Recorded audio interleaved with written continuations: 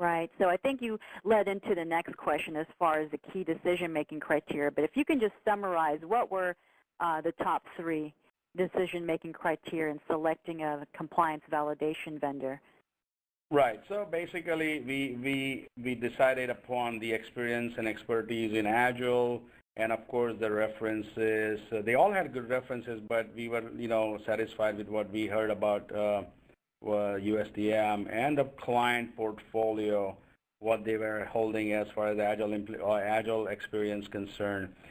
And one of the key and primary decision was that the USDM owns the validation protocol documents, and that is the most important thing in the validation process or a project. So that was one of the very good plus point for USDM. Right, right. I know the accelerator packs definitely help get the project kicked off much faster and getting this project live successfully and on budget, which we'll speak to later on in the webinar. So moving on, the PLM validation experience, can you describe the scope of this compliance engagement? Sure. Basically, the scope was the entire Agile software and all the related processes that are contained within Agile, like out of the box, and some of the things that we are specifically for our business, like engineering change order, engineering change request, deviation, stop ship, MCO. So just like any other companies, we have several different kinds of ECOs and ECRs and new product introduction. Sure. So the scope was to basically go through each and every one of them for the OQ, PQ, and IQ. So basically, OQ means operational qualification and process performance qualification and installation qualification. So we did all those things, and we also did the hardware qualification and, those kind. That was the main scope, hardware and software and all the processes. Right, and the Kappa processes. I know that was big on your list there, too. Sure. And it was, for how long was the engagement? Well, we were given kind of 4 months time frame to finish the project for whatever reason. So. And describe the implementation team from the Herbalife side. Well, what we did was we had two separate departments, but one team, and one was the operations area, and another was the IT area. So it was a kind of a cross-functional team, and in operations, so for example, we had a team of QA, QC, global licensing, supply chain, research and development, marketing, finance, change management, and on the IT side, we had application people, server operations people. So we had about 15 core team member, so to speak. So the team was pretty, all the super users, so to speak, who knew their businesses and the processes very well. That was the team consisted of. Right. So anyone who touched the product was pretty much involved in this validation effort. That is correct. Yeah.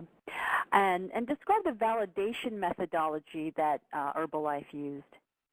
Yeah, this was, again, we were looking for guidance from USDM and, of course, the FDA requirements. The GAMP5 is the Good Automated Manufacturing Practice, and other CFR Part 11 based requirements. So that was the validation methodology that was recommended to us by USDM based on their experience in the industry and the requirements by the government. So that's the methodology we used. Okay. And then once the project was complete, what did Herbalife do to maintain a validated state? Yeah, what happened is once we finished the validation, we kind of set up we already had a core team, but we also set up like a change control board, and we have created a completely automated process to make any changes. So many times the user wants to add a field here, field there. We need to change the process, improve the process. So we make sure that everything is fully documented and fully automated. So we want to make sure that we are always validated state. We don't miss a beat on that. Well, great.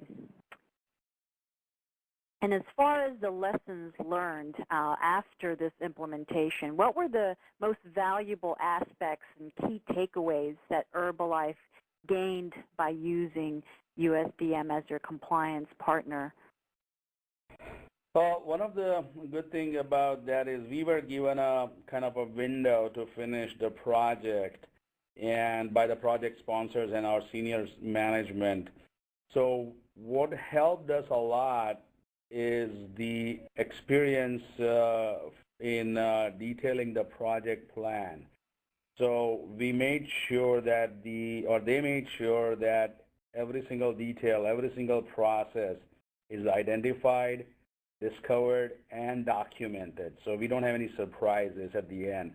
So right. I cannot stress more about the project plan detail, and that was one of the most important things. And of course, there was a very good weekly status meeting, which was red, light, blue, red, green, and yellow.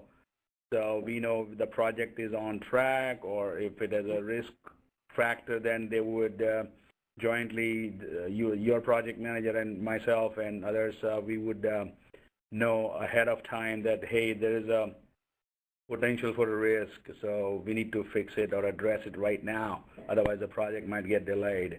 Right. And that status report definitely helped.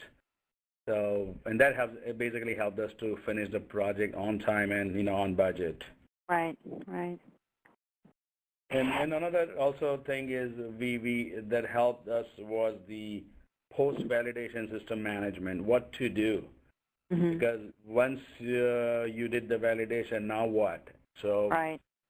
After the project was over, we sat with USDM, and basically they guided us that if this is the change, this is what you do. If this is the change, this is what you do.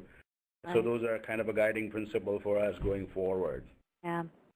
And if I may add, from the Herbalife side, I think your executive sponsorship was very much involved in this project, which definitely helped bringing this project to on time and on budget successfully. So that was great to have that level hands-on in the project. Yeah, they removed all the roadblocks, and I mean, unless you have the backing from the steering committee or management, it's difficult. So we had full backing and full interest from the senior management. That helped a lot. Yeah, I know, because everyone has a full-time job, so this project really did take a lot of their time. But because of the executive sponsorship, I think this thing moved along, and we met deliverables. And made this project go live on time and on budget. So I just wanted to add that. That was nice to have the executive sponsorship. Mm-hmm. And as far as the challenges and the roadblocks faced on this project? Well, never schedule a project during Christmas holidays.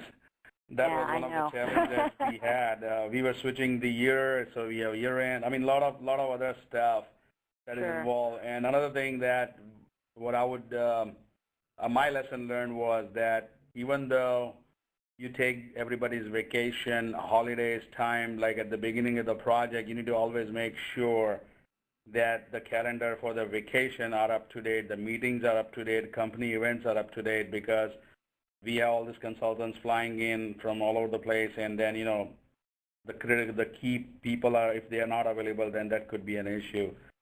So that's a big lesson learned. And another thing that was that because of the validation, this Agile system is in complete lockdown for a while.